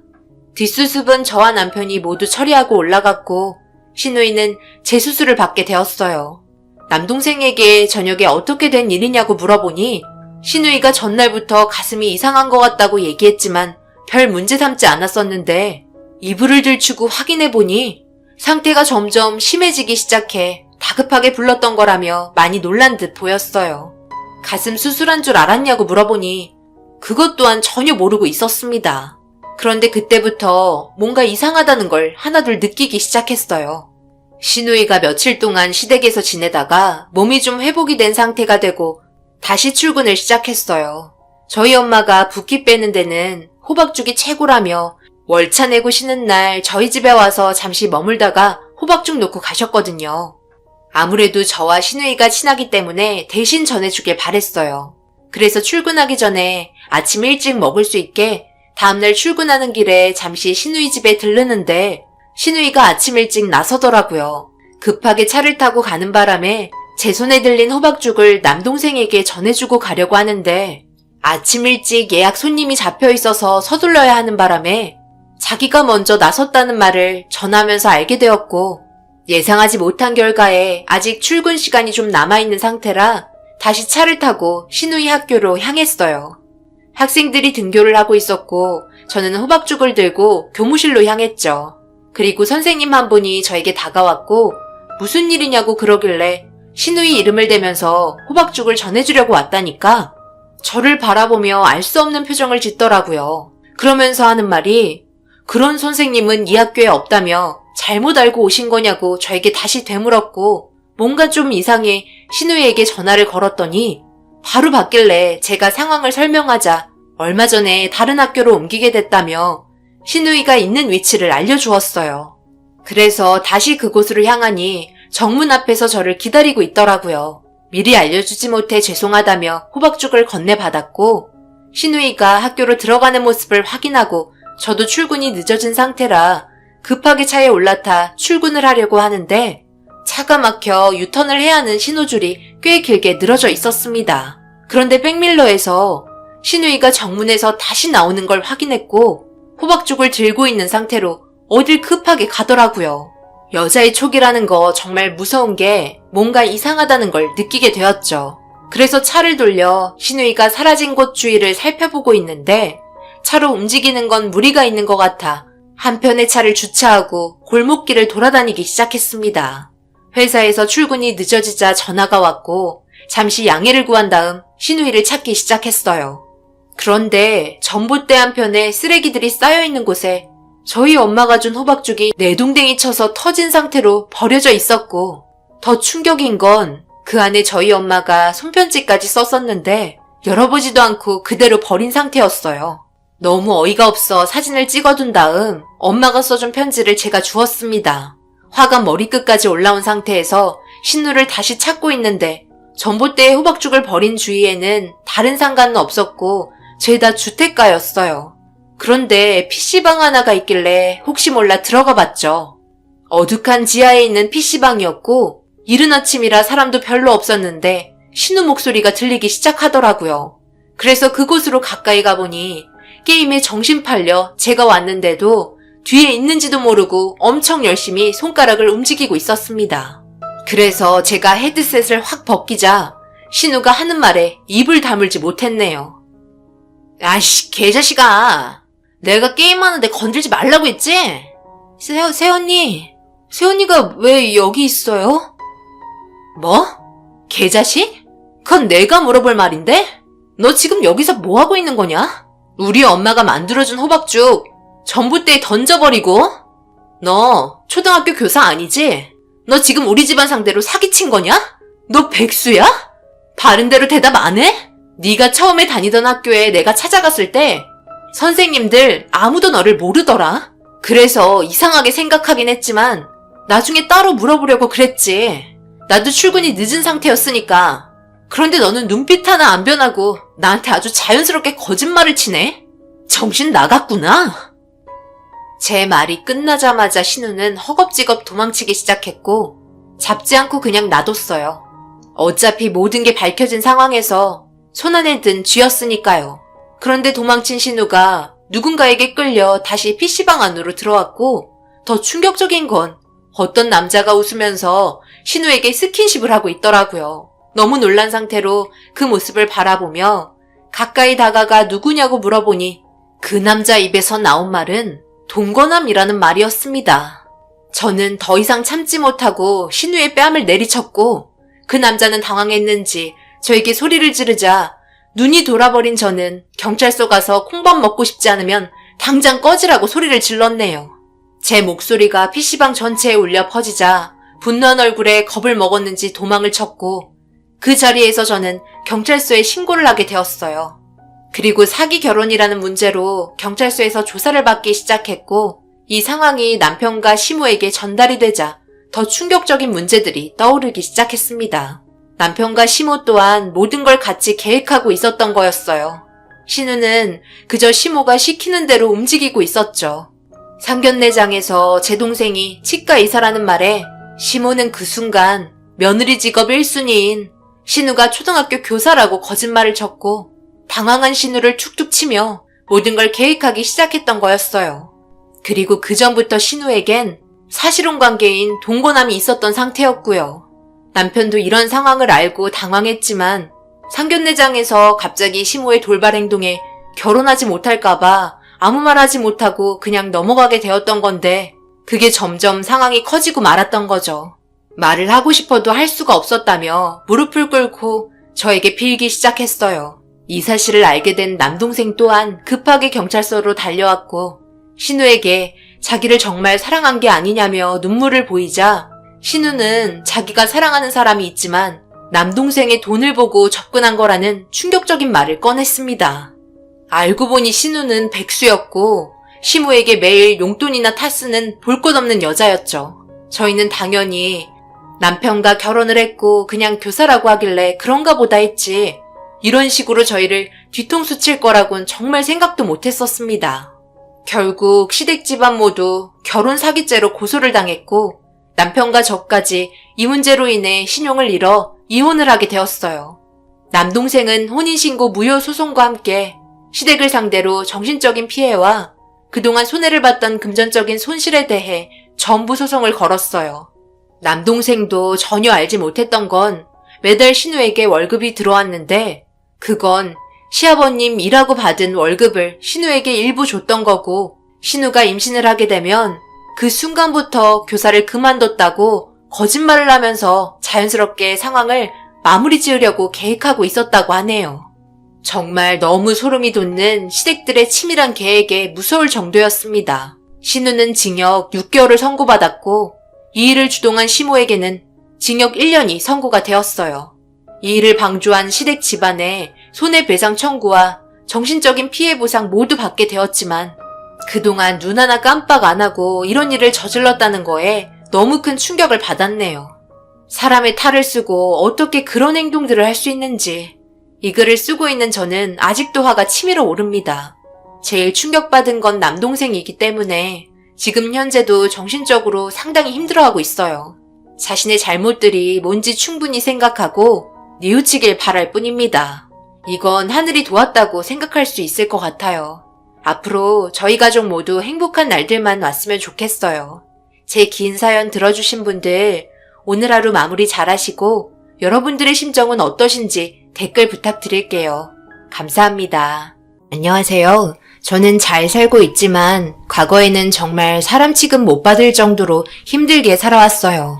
가끔 그때의 기억들을 떠올릴 때면 제 눈에서 저도 모르게 울컥할 때가 있네요. 그만큼 정신적으로 많이 힘들었던 것 같아요. 남편과 눈이 맞아 결혼을 하게 되었고 행복하게 잘 살고 있었어요. 시부모님께선 분식집을 운영하고 계셨고 남편과 제가 가끔 일손을 도우려 주말에 들리곤 했었죠. 워낙 바쁘시기 때문에 따로 시간을 내서 얼굴을 볼 수 있는 시간은 없었어요.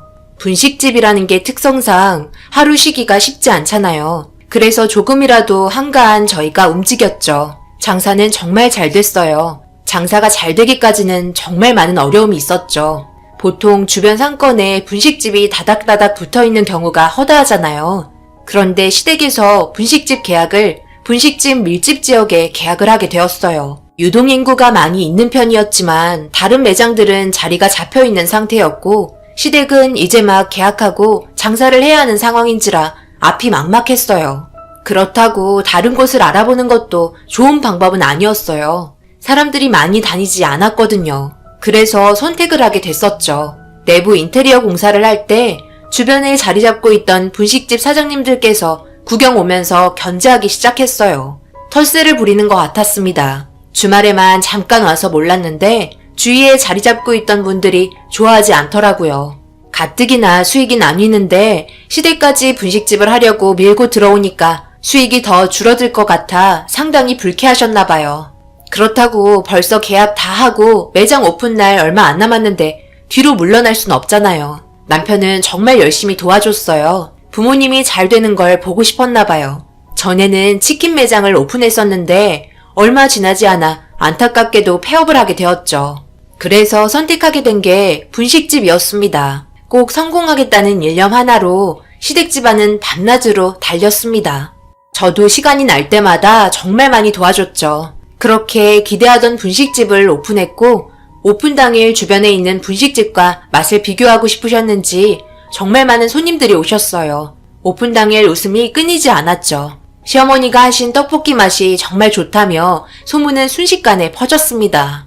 워낙 요리를 잘하시긴 하지만 이 정도로 잘 될 거라곤 상상하지도 못했죠. 그렇게 들어온 지 몇 달 되지 않아 주변 분식집들과 비빌 수 있을 정도로 입지가 좋아졌어요. 그만큼 정말 열심히 일했어요. 그런데 잘 나갈 때 항상 조심하라는 말 있잖아요. 워낙 손님이 많이 오다 보니까 아버님이 너무 정신이 없으셨는지 손님이 주문해도 말을 툭툭 내뱉는 말투로 기분 좋지 않게 얘기하기 시작했어요. 그게 엄청난 사건을 터뜨리게 될 거라곤 생각하지 못했습니다. 그때의 상황은 아직까지도 아버님이 원망스럽네요. 원래 고객응대 그런 식으로 하세요? 제가 얘기한 주문 뭔지 알고 계시는 거죠? 손님한테 좋지 않은 표정으로 말을 내뱉으면 누가 여기에서 먹고 싶겠어요. 동네 장사하시면서 이미지 관리 잘 하셔야죠. 소문나면 한순간에 끝나는 거 모르세요? 적어도 인상 쓰지는 마셔야죠. 기분 좋게 들어왔다가 기분 상한 상태로 음식 먹고 나가면 누가 좋아하겠냐고요? 그럼 그냥 나가주세요. 그쪽 한 명 안 먹어도 저희 사는데 전혀 지장 없으니까 먹지 말고 그냥 나가시라고요. 제가 손님 기분까지 맞춰드려야 하나요? 바빠 죽겠는데 지금 웃음이 나와요. 그쪽은 그냥 먹기만 하면 되지만 저희는 쉬지 않고 움직여야 하는데 기다리는 손님이 많으니까 소홀히 질 수도 있는 거지. 그 말이 끝남과 동시에 손님이 아버님 멱살을 잡았고 손님 무시한다며 더러워서 안 먹겠다고 얘기하고 분식집을 나가려고 하는데 아버님은 주문한 음식 먹지 않은 건 자유지만 테이블에 올려진 음식 주문에 관해서 돈은 받아야겠다며 10,000원을 요구하셨어요. 손님도 기분 나빴는지 지갑에서 10,000원을 꺼내 아버님에게 던져버렸고 그 순간 아버님 입에서 욕설이 나오고 말았어요. 그리고 몸싸움이 벌어지기 시작했고 주방에서 일하던 저와 시모는 갑작스러운 상황에 놀라서 달려가 말리기 시작했습니다. 그런데 아버님과 손님의 격한 몸싸움은 계속되었어요. 그런 와중에 남편이 식재료를 사가지고 들어오다가 몸싸움이 벌어진 현장을 목격하게 되면서 돌이킬 수 없는 일이 발생되었죠. 남편 성격이 다혈질인데 아무래도 가족한테 대하는 행동들을 보고 있으니 앞뒤 상황 배제하고 손님에게 무력을 행사했어요. 분식집은 그야말로 아수라장이 되었었죠. 결국 경찰까지 출동을 하게 되었는데 문제는 남편이 손님에게 저지른 충격 행동으로 인해 결국 징역을 살아야 하는 일이 발생되었습니다. 아버님과 손님이 몸싸움 도중 아버님 얼굴에 스크래치가 나면서 상처가 났는데 그걸 본 남편 눈이 돌게 되었죠. 튀김을 만들기 위해서 끓고 있던 기름을 어묵 국물을 푸던 국자로 한 국자 푸더니 손님 얼굴에 뿌렸고 결국 돌이킬 수 없는 상황이 오게 되었어요. 모든 일이 너무 순식간에 벌어져서 말리기도 힘들었어요. 그렇게 손님은 응급실에 실려갔고 남편은 징역 2년을 받게 되었습니다. 화상을 입게 된 얼굴 때문에 상당한 위자료를 줘야 하는 상황이었죠. 거기에 남편까지 없으니 앞으로 넘어야 할 산이 너무 많았습니다.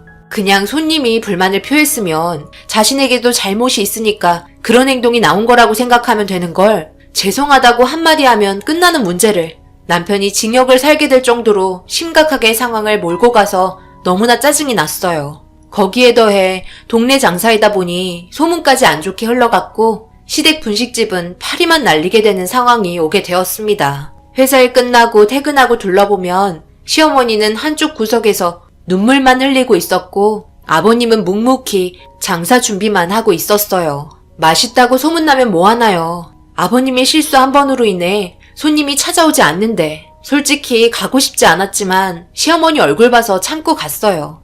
저를 딸처럼 대해주시면서 정말 잘해주셨거든요. 그래도 정말 열심히 주방일 하고 앞에 나와서 떡볶이 팔며 손님에게 웃음 잃지 않고 성실하게 응대했어요. 그런 시간이 계속해서 되고 사건이 점점 잊혀가기 시작하니 예전만큼은 아니지만 그래도 손님이 꽤 오기 시작했고 점점 활기를 찾아가기 시작했죠. 정신없이 문 닫을 때까지 회사 일 끝나고 도와드리다 보니 팔다리가 후들거릴 정도로 정말 힘들었어요. 남편이 없으니 더욱더 힘들었습니다. 집에 들어와도 조용한 집에 혼자 있다 보니 너무 가슴이 아팠어요. 남편 옷들과 신발, 물건들은 그대로 있는데 남편만 없으니 저도 모르게 우울증이 오기 시작했어요. 너무 바빠서 자주는 아니더라도 가끔 남편에게 면회도 몇 번 갔었는데 살이 많이 빠지고 핏기도 없는 얼굴을 보니 정신적으로 힘이 들었던 것 같았습니다. 남편도 자신의 잘못을 인정하며 빨리 나가서 어려운 상황에 놓인 가족들을 도와주고 싶어 했어요. 하루에도 몇 번이나 눈물을 흘렸죠. 정말 다행인 게 아기 계획을 하고 있었지만 서로 피곤하다 보니 계속 미루고 있었거든요. 만약 임신한 상태였으면 더욱더 힘들었을 거예요. 그렇게 시간은 흘러 시댁 분식집은 다시 정상의 궤도에 올라오게 되었고 안 올 것 같았던 남편의 출소일이 되었어요.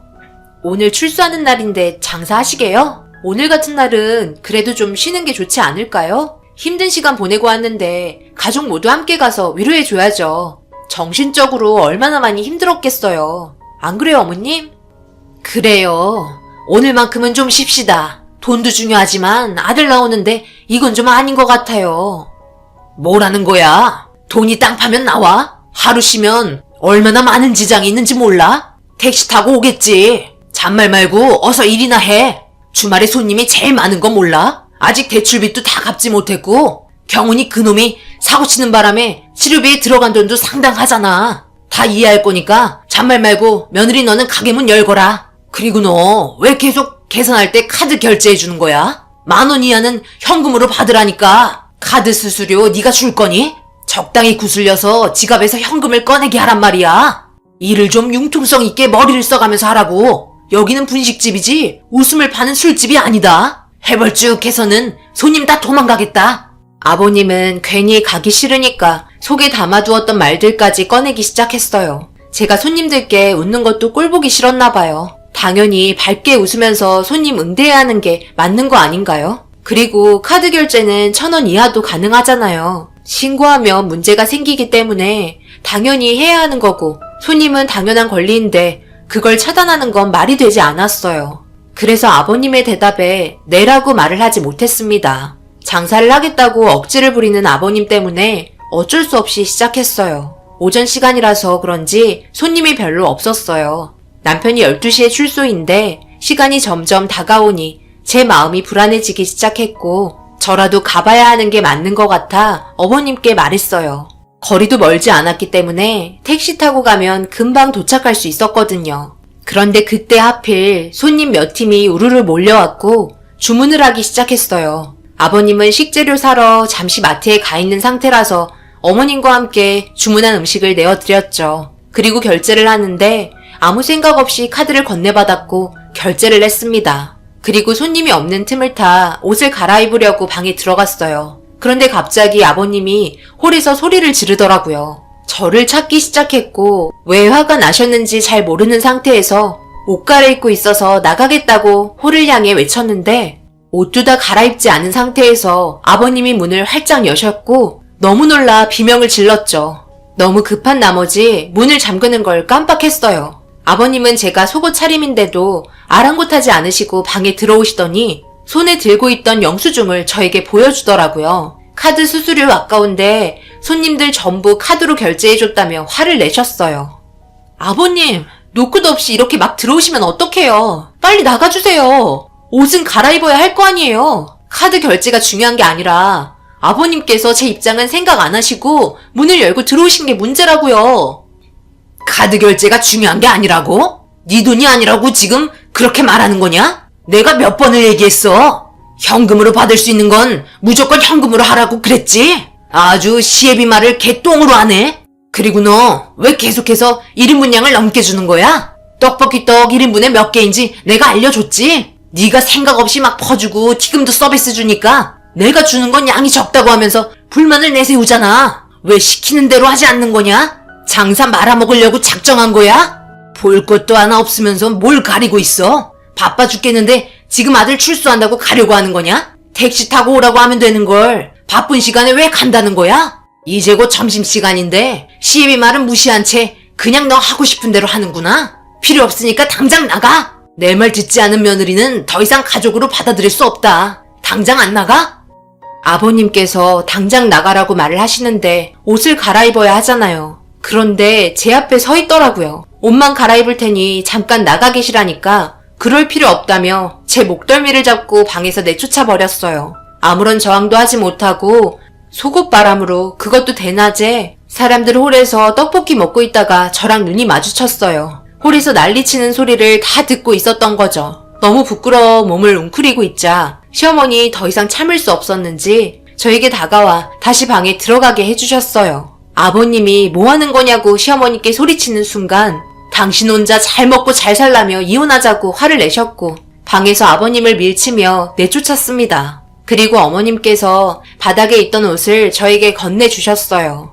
시어머니와 저는 급하게 남편 출소 시간에 맞춰서 겨우 도착할 수 있었고 남편이 걸어 나오는 모습을 보자마자 눈물을 흘리고 말았습니다. 어머님도 남편의 얼굴을 만지며 고생했다고 계속 눈물을 흘리셨어요. 남편은 누군가 찾는 듯 했고 분식집 문을 닫을 수 없어서 아버님 혼자 계신다며 제가 횡설수설하자 시어머니께서 좀 전에 있었던 상황에 대해서 전부 설명을 했고 남편은 많이 실망한 듯한 눈빛을 보였습니다. 그리고 따로 가야 할 곳이 있는데 같이 가겠냐고 얘기했고 출소하자마자 어디를 가려고 하는 건지 알 수 없는 상태로 남편을 뒤따랐어요. 그런데 저희와 함께 도착한 곳은 다름 아닌 남편과 분식집에서 싸웠던 집이었습니다. 다시 찾은 이유는 잘못된 자신의 행동을 사죄하기 위해 찾아갔던 거였고 약간의 흉은 있었지만 진심이 담긴 남편의 사과에 어느 정도 마음이 풀렸는지 받아주었습니다.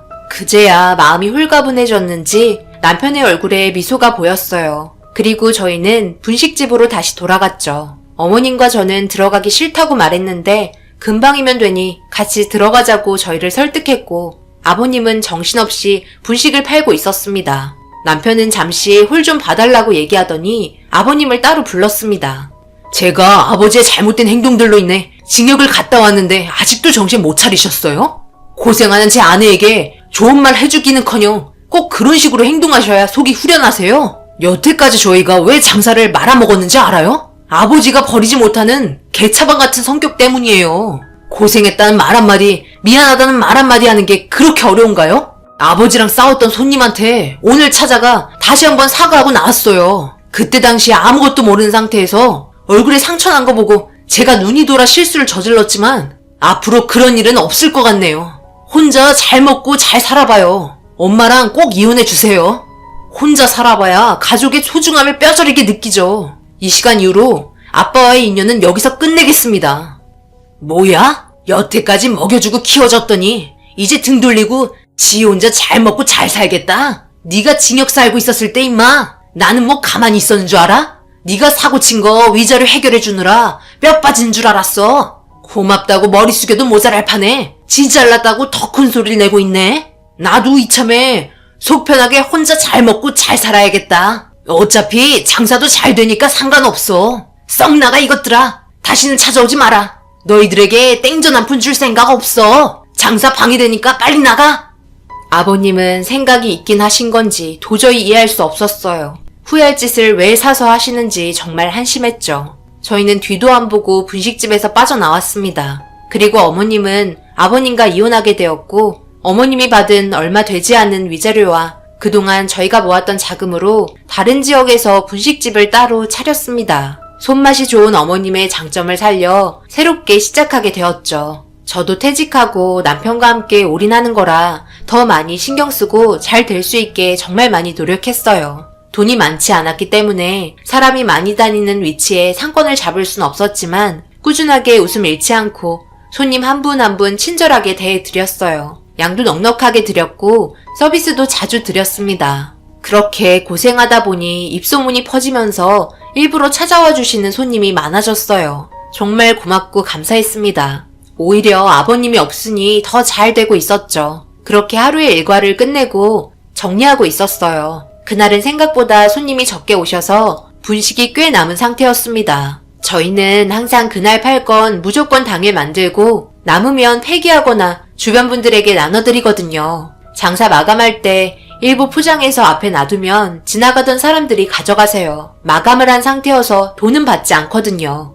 보통 연세가 좀 있으신 분들이 자주 와서 가져가시는 편입니다. 그날도 남은 거 포장해서 앞에 놔두고 정리하고 있는데 어떤 노인 한 분이 모자를 푹 눌러 쓰시고 앞에서 머뭇거리며 포장되어 있는 거 판매하는 거냐고 물어보더라고요. 그래서 그냥 가져가시면 된다고 얘기하니까 그러기에는 미안하셨는지 지갑에서 1,000원짜리 몇 장을 올려놓곤 포장된 걸 가져가셨어요. 저는 괜찮다고 돈을 다시 돌려드리려 하는데 너무 급하게 가시려고 한 건지 지갑을 떨어뜨리셨고 금세 사라진 손님을 기다렸어요. 지갑을 돌려드려야 해서 어쩔 수 없었죠. 하지만 한두 시간이 지나도 오지 않더라고요. 지갑 같은 거 함부로 열었다가 덤터기 씌울까봐 그대로 뒀는데 저희도 다음날 일을 해야 해서 빨리 들어가 쉬어야 하기 때문에 어쩔 수 없이 연락처라도 있을지 몰라 지갑을 열었어요. 그런데 그 순간 충격적인 사진 한 장을 보게 되었죠. 남편과 시어머니께서 왜 그러냐며 다가왔고 저희 모두 털썩 주저앉고 말았습니다. 지갑 속에 있던 사진 한 장은 저와 시부모님 그리고 남편이 몇 년 전 분식집을 오픈했을 때 함께 웃으면서 찍었던 사진이었어요. 너무 놀랐죠. 아버님이 방금 왔다 가셨던 거였고 갑작스러운 상황에 당황했는지 저희 모두 아무 말도 하지 못했습니다. 그리고 지갑을 살펴봤지만 연락을 할 수 있는 단서는 없었어요. 사진 한 장 있는 빈 지갑이었죠. 포장된 거 가져가면서 올려둔 1,000원 몇 장이 전부였습니다. 아버님 상황이 별로 좋지 않다는 걸 알게 되었어요. 남편과 시어머니는 절대 받아주지 않을 거라며 몰래 찾아온 거에 대해 분노하고 있었습니다. 저 또한 과거의 기억 때문에 왔다 가신 거에 대한 부분에 있어 감정이 좋지 않았어요. 제가 받았던 수치심은 너무나 컸기 때문이죠. 일단 너무 늦은 시간이라 매장 문을 닫았고 집으로 들어갔습니다. 이런 고민들 때문에 늦은 저녁 엄마와 통화를 하며 상황을 설명해 나갔어요. 용서해주고 안 해주고는 제가 해야 할 판단이지만 일단 아버님 혼자 운영하고 있는 분식집에 가서 상황을 보는 게 어떻겠냐며 엄마의 생각을 설명했습니다. 엄마도 과거에 아버님이 하신 잘못된 행동들에 대해 좋은 감정은 없었어요. 그냥 제 고민을 들어준 것뿐이죠. 그래서 다음날 아침 저 혼자 다녀오기로 남편과 상의를 했어요. 시어머니는 가지 않는 게 좋을 것 같다고 얘기했지만 일단 제 선택에 존중해줬고 좋지 않은 기억을 가진 동네에 도착하게 되었죠. 그런데 제가 예상했던 게 맞았어요. 분식집은 망했는지 없었고 다른 식당이 자리 잡고 있었습니다. 아직 장사가 잘 되는 옆에 분식집 사장님과 오래간만에 인사를 나누며 상황을 들어보니 저희가 가고 직원 한 명 고용해서 운영했지만 떡볶이 맛도 변했고 더 중요한 건 너무 불친절하다는 거였어요. 거기에 더해 카드 결제 일절 받지 않으면서 1인분 양도 줄어들어 결국 손님이 다시는 찾지 않았다고 하더라고요. 대부분 손님이 와서 하신 말들은 저를 찾고 있었다며 항상 밝게 웃어주면서 친절하게 대해줬던 기억이 남아 다시 찾아왔는데 제가 없다는 걸 알게 되자 발길을 끊었다고 하더라고요. 그렇게 빚만 잔뜩 있는 상태로 폐업을 하게 되었고 그 이후 상황은 자기도 모른다면서 사장님께서 그때의 상황을 설명해 주었습니다. 일단 대충 어떤 상황인지 모두 파악했고 저희에게 모습을 드러낸 이유는 확실했죠. 당장 먹고 살기 힘들기 때문에 찾아온 것 같았어요. 원래 한 번이 힘들지 그 다음부터는 쉽잖아요. 분명 또다시 찾아올 거라고 확신하고 있었죠. 그렇게 이런저런 생각하면서 분주하게 일하고 있을 남편과 시어머니 생각에 서둘러 분식집에 도착했는데 아니나 다를까 아버님 저희 분식집에 찾아오셨습니다. 남편은 아버님에게 지갑을 던지며 다시는 찾아오지 말라고 소리치고 있었고 어머님 또한 마찬가지였어요. 저는 그 모습을 멍하니 지켜보고 있었습니다. 그런데 갑자기 아버님이 털썩 무릎을 꿇더니 자기가 정말 잘못했다고 용서를 빌기 시작했어요. 하지만 저도 마음에 응어리가 남아 있었기 때문에 받아줄 마음은 없었습니다. 더군다나 어머님과 이혼했는데 이젠 남이잖아요. 받아줄 필요가 없는 상태였죠. 아버님이 빈털터리가 됐다는 걸 확실하게 알게 되었고 남편은 영업 방해된다며 경찰에 신고까지 했어요. 다시는 찾아오지 말라고 난리를 쳤죠. 그리고 그때 이후로 다시는 찾아오진 않았습니다. 어디에서 어떻게 살고 있는지 모르겠지만 자신이 했던 과거의 행동들 뉘우치며 새 사람이 되었으면 좋겠네요. 마음이 편하고 행복한 가정생활에 저는 현재 임신 7주가 되었어요. 초기인 만큼 조심하며 일을 하고 있습니다. 앞으로 좋은 날 가득했으면 좋겠어요. 제 사연 읽어주신 분들 항상 행복하시고 오늘 하루 사고 없이 마무리 잘 하시길 바랍니다. 감사합니다.